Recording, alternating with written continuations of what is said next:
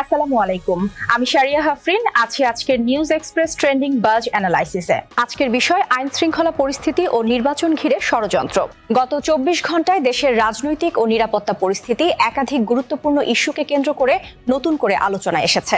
ঢাকা ৮ আসনের সম্ভাব্য প্রার্থী শরীফ ওসমান হাদির ওপর চোরাগোপ্তা হামলার ঘটনায় নির্বাচন কমিশন বিষয়টিকে অত্যন্ত গুরুত্বের সঙ্গে দেখছে।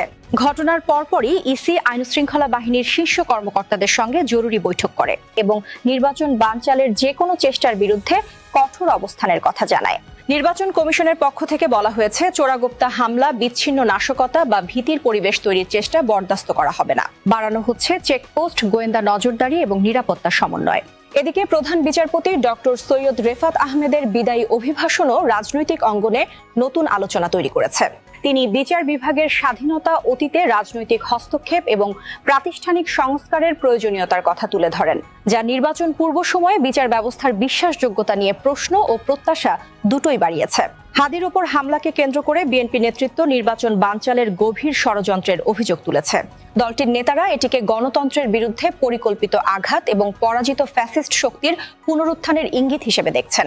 অন্যদিকে পার্বত্য চট্টগ্রামে সেনাবাহিনীকে ঘিরে অভিযোগমূলক ও উস্কানিমূলক ফেসবুক পোস্ট ছড়িয়ে পড়ে সাজেক এলাকায় সড়ক অবরোধ ও উত্তেজনার সৃষ্টি হয়। সামাজিক মাধ্যমে ছড়ানো এসব পোস্টকে কেন্দ্র করে পাহাড়ি অঞ্চল আবারও স্পর্শকাতর ইস্যুতে পরিণত হচ্ছে। এই পরিস্থিতির মধ্যেই ভারতীয় বিভিন্ন গণমাধ্যমে বাংলাদেশকে নিয়ে ধারাবাহিক নেতিবাচক ন্যারেটিভ প্রচার করা হচ্ছে। সামরিক সক্ষমতা, অর্থনৈতিক দুর্বলতা এবং ভূরাজনৈতিক ঝুঁকির কথা তুলে ধরে বাংলাদেশকে আঞ্চলিক নিরাপত্তার জন্য হুমকি হিসেবে দেখানোর চেষ্টা চলছে। বিশ্লেষকদের মতে, নির্বাচন পূর্ব এই সময়টিতে ভেতরের নিরাপত্তা চ্যালেঞ্জ ও বাইরের অপপ্রচার দুটোই মোকাবিলায় স্বচ্ছতা, দ্রুত তথ্যভিত্তিক প্রতিক্রিয়া এবং দৃঢ় রাষ্ট্রীয় অবস্থান সবচেয়ে গুরুত্বপূর্ণ। আজ এ পর্যন্তই। আবারও আসছি নতুন বিষয় নিয়ে। সে পর্যন্ত ভালো থাকুন সবাই।